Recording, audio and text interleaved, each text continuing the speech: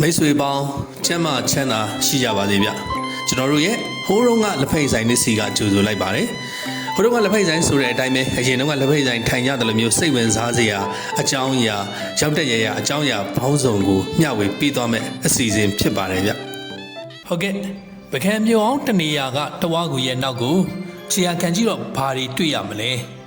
ဟုတ်ပြီစိတ်ဝင်စားရင်ကျွန်တော်တို့နဲ့အတူလိုက်ပါကြည့်ရှုပေးပါ။ဘာကြောင့်လဲဆိုတော့ရှေ့မှာကတော့ကျွန်တော်တို့ဒီရှိနေတဲ့ဒဏ္ဍာကြီးလိုပုံမြင်လိုတမိုင်းလိုအကြောင်းအရာလေးကိုကျွန်တော်တို့မျှဝေခဲ့ပြီးဖြစ်ပါတယ်အပိုင်းနှစ်ပိုင်း။အခုကတော့ဒီပြည့်ရတဲ့ရဲ့နောက်ကိုခြေရာခံကြည့်မှာပါ။ဒီဇလန်ဘေကစခဲ့တယ်လေဆိုတာကို။ပနတ်တော်ပြစ်စင်အဆက်ဆက်တက်ပြီးတော့ခေါင်းလောင်းမှောက်တဲ့ပထိုးလုံးပုံရှိတဲ့ဇီဒီတော်အဲဒီဇီဒီတော်ကဖျားမှတ်1495ပါဖနက်မြင့်ပေါ်မှာအုတ်တိုက်ခံပြီးကိုးနောင်ပေါက်ထားတဲ့ဇီတော်တေးကဖျားအမှတ်1496ပါတဝကူဖျားတောရကြီးဖျားလို့ခေါ်ကြတဲ့ဒီဖျားကဖျားနှစ်စုကိုတစ်ဆက်တည်းဖြစ်အောင်အုတ်နဲ့တွဲဆက်ထားတာပါမူလဘွဲအမည်ကတောရကြီးဖျားဖြစ်ပြီးတော့တစုံတဦးက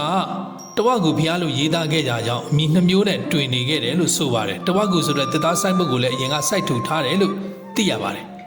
ဒါပေမဲ့ကျွန်တော်တို့အဲ့ဒီဖျားကိုရောက်ရှိတဲ့အချိန်မှာတော့ဒေါက်တာကြီးဖျားလို့ပဲအဲ့ဒီမှာတရားဝင်စိုက်ဖို့စိုက်ထူထားပြီးတော့တဝကူဆိုတဲ့စာသားကိုတော့ဖျားရဲ့အုတ်သားထက်မှာထုံဒါမှမဟုတ်စေးဖြူနဲ့ရေးထားတာကိုတွေ့ရပါတယ်ပါဇက်ရာဆိုရင်ကြောင့်မလို့ပကံမှာထင်ရှားတဲ့ဖျားတစုဖြစ်ပေမဲ့ပကံလက်ရများများဆဆမကြံတော့ဘူးလို့သုံးသပ်သူအချို့ကဆိုပါတယ်အရန်စိရီတွေခြေအားသီးတွေဒုတိယပစ္စယစတာတွေကနှောင့်ခက်လက်ရာတွေဖြစ်ပြီးတော့အုတ်သက်တွေလည်းတွေ့ရတယ်လို့ဆိုပါတယ်။ဂူတွင်းပိတ်သွင်းထားတဲ့ဆိုတဲ့ဖျားမှတ်1496ကတခုတည်းသောမုတ်ဝမှာကအုတ်လေကအမြင့်ကြီးရှိပြီးတော့နောက်ပိုင်းမှာမှပြုပြင်ထားတာထင်ရှားတယ်လို့ဆိုပါတယ်။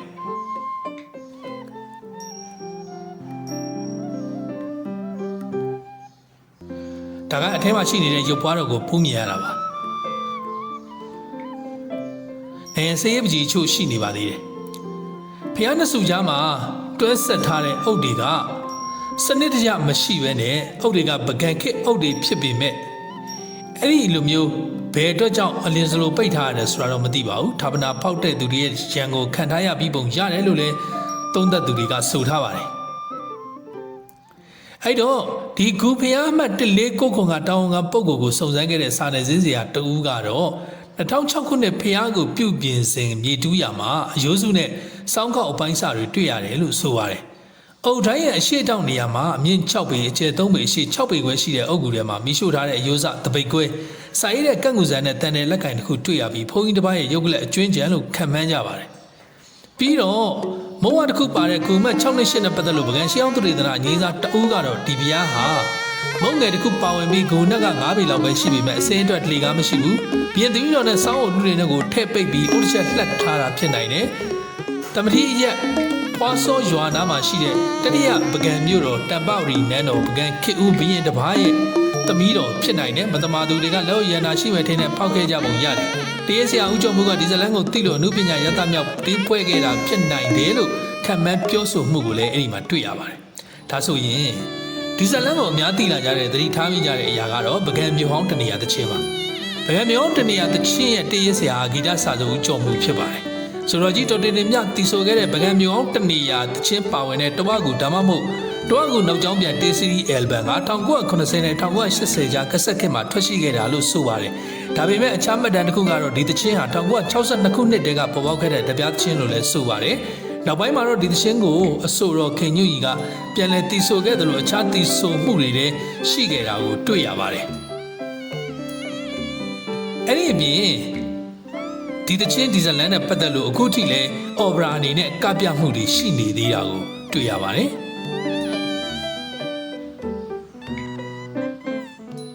ဒီလိုမျိုးဇလန်တွေရှိနေတဲ့အထက်မှာဒီဖြစ်ရတဲ့ပတ်သက်ဆက်နွယ်ပြီးဒီတဲ့စောစောပေါ်ခဲ့တာတကူရှိပါသေးတယ်။နောက်ကြောင့်ပြန်ကြည့်ရင်ဆိုတော့ကြီးတော်တင်မြရဲ့ပကံမျိုးအောင်တနေရာတဝါကူတရှင်က1980နဲ့1980ရာဒါမှမဟုတ်1962ခုနှစ်ကပေါ်ပေါက်ခဲ့တယ်လို့တွေ့ရပါတယ်။အခုဒီဇာတ်ကားကတော့1953ကပေါ်ပေါက်ခဲ့တဲ့ဇာတ်ကားတစ်ခုပါ။ဒီဇလန်နဲ့ဆက်ဆက်တယ်လို့ထင်ကြတဲ့အနာကာလီဆိုတဲ့အိန္ဒိယကားက1953မှာထွက်ခဲ့တာပါ။ဒီဇလန်ထဲမှာမင်းသမီးလေးကိုဖခင်ဘီရင်က အုပ်ရိုးပက်လေစီပြီးအသေးတက်ခဲ့တာပါအုပ်ရိုးစီနေစဉ်အတွင်းမှာဇက်ကြောင်းတစ်ခုလုံးကိုမင်းသမီးလေးကအချင်းရှည်ကြီးနဲ့သူတို့အဖြစ်အပျက်ကိုပြန်ပြောင်းပြောပြသွားတာမျိုးပါဒီလိုနဲ့အဲ့ဒီဇလန်းထဲမှာကတော့နောက်ဆုံးအုပ်လုံးစီလိုက်တဲ့အချိန်မှာမင်းသမီးလေးရဲ့အတန်ကရက်သွားပြီးအုပ်လဲပိတ်အပြီးမင်းသမီးလေးတည်သွားတယ်ဆိုတဲ့ပုံစံမျိုးပြခဲ့တာပါဒါဆိုရင်ဒီတဝါကူဇလန်းနဲ့ဒီအခုနအိန္ဒိယကားနဲ့ဂျာကအဆက်အဆက်ကတိုက်ဆိုင်မှုတစ်ခုလားဒါမှမဟုတ်ဆက်ဆက်မှုရှိနေတာလားဆိုတာကတော့မိတ်ဆွေတို့ကိုယ်တိုင်ဆုံးဖြတ်နိုင်ပါတယ်ပြီးတော့အဲ့ဒီတဲ့စောတဲ့1945ဝန်းကျင်ကဆက်ဆက်အကြောင်းအရာတစ်ခုလည်းရှိနေပါသေးတယ်သတင်းစာဆရာဦးတောင်းကျင်းမုံဦးတောင်းလို့ဆိုတဲ့ပုဂ္ဂိုလ်တူရှိပါတယ်သူကသတင်းနဲ့ပတ်သက်တဲ့အကြောင်းအရာတွေကိုရေးတဲ့အခါမှာကျင်းမုံဦးတောင်းအမည်ကိုသုံးပြီးတော့ရသစာပေတွေသီယောစာတွေရေးရင်အောင်ဗလာဆိုတဲ့အမည်ကိုသုံးပါတယ်အဲ့ဒီဆရာရေးသားခဲ့တဲ့စာပေတွေကအများအတွက်အထင်ကြီးဖြစ်တဲ့စာမှုတစ်ခုကတော့ဒီပကံမျိုးကတဝါကိုဇလန်းပဲဖြစ်ပါတယ်ဒါကအခုတဝါကူရဲ့တည်နေရပါ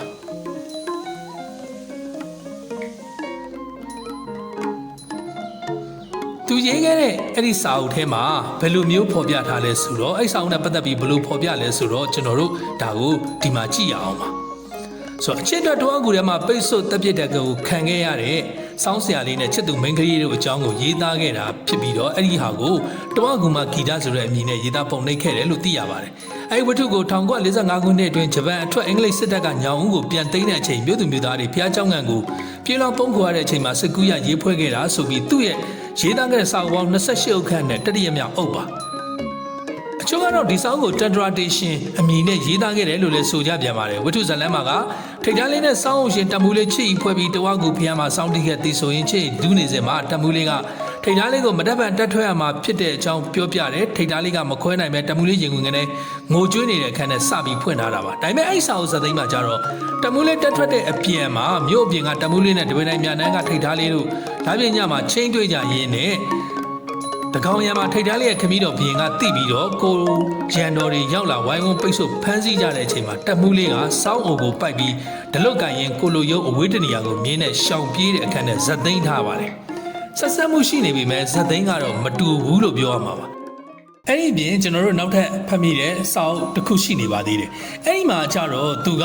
အဲ့ဒီရေးသားတဲ့ပုံကသူကဒီဝတ္ထုကိုစာရေးဆရာစစ်သားအောင်ကြီးတူရေးတာလားလို့ထင်တယ်ဗိုလ်တန်နိုင်လားမမှတ်မိတော့ဘူးလို့သူကအဲ့လိုမျိုးလေးရေးထားတယ်ရေးထားပြီးတော့သူပြောတဲ့အဲ့ဒီစာအုပ်မှာကတော့ဒီစာအုပ်မှာအဖိုးတူကဂရော့ပလင်ဖျားကနေအရှိတီရှုကိုသူကရည်ဝေတဲ့မျက်လုံးအနေနဲ့လွမ်းမောစွာကြည့်နေရင်းနဲ့ဇက်ကိုဖွင့်ထားတယ်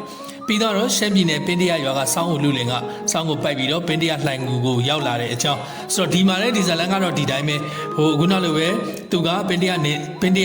မြို့စားပေါ့အဲ့ဒီမှာကရှမ်းပြည်နယ်နေစားကြီးရှိတယ်နေစားကြီးနဲ့သူညီမလေးနဲ့အဲ့လိုပဲမြေတာတဝင်းချစ်ခင်နဲ့နောက်ဆုံးဒီလိုတွေဖြစ်လို့သူကကြတော့အဲ့ဒီကနေပြီးတော့ခုနထွက်လာတာဒီပင်တရကနေပြီးတော့ပကံကိုဘယ်ကနေလဲဆိုတော့ပင်တရလှိုင်ကောင်းတွေကနေလှိုင်ကူပင်တရလှိုင်ကူတွေကနေလို့ပြောတယ်အဲ့လမ်းကသူကပင်တရကနေပကံအထိပေါက်တယ်တဲ့ပေါ့တော့အဲ့သူအဲ့ရနေပြီးတော့ပကံကိုရောက်လာတယ်ရောက်လာပြီးသွားတဲ့အခါကျတော့ထုံးစံအတိုင်းပဲဟိုရှေ့ကဇလန်းနေနဲ့ခက်ဆင်ဆင်ပါပဲဘင်းသမီးတော်နဲ့တွေ့ပြီးတော့ထုံးစံအတိုင်းချစ်ကြိုက်ဒုက္ခဘုံတွေ့ကြုံကြဘုံဇလန်းဆင်ထားတယ်လို့ဆိုတယ်သူကတော့သူပြောတာကဒီဇလန်းနဲ့ခုနကတော့ကျင်းမုံဦးတောင်းရေးတဲ့ဇလန်းနှစ်ခုကိုဆက်ပြီးတော့တချင်းကိုဖန်တီးခဲ့တာလားဆိုပြီးသူကတော့သူ့အထင်ကိုရေးပြထားပါတယ်အဲ့တော့ဒါဆိုရင်ဒါကျွန်တော်တို့ကအခုဒီတဝါကူဖျားပြီးသွားလို့ရှိရင်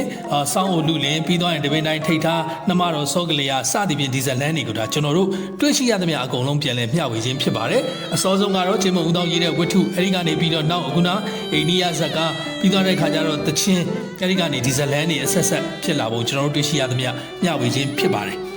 အဲ့တော့ဒါတွေဒီတစ်ခုနဲ့တစ်ခုဆက်ဆက်နေတာလားသို့မဟုတ်တီးခြားစီဖြစ်တည်တာလားသွားပြီးတော့ဇလန်းဆင်နေတာလားကတော့မိတ်ဆွေတို့ရဲ့ကိုယ်ပိုင်သိဉာဏ်နဲ့ပဲဆုံးဖြတ်ဖို့ဖြစ်ပါတယ်ကျွန်တော်တို့ကတော့ရရှိသမျှအချက်လက်တကူသာမျှဝေခြင်းဖြစ်ပါတယ်ကျွန်တော်မျှဝေမှုတွေကိုကြည့်ရှုပေးတဲ့အတွက်အားလုံးကိုကျေးဇူးတင်ပါတယ်ဗျ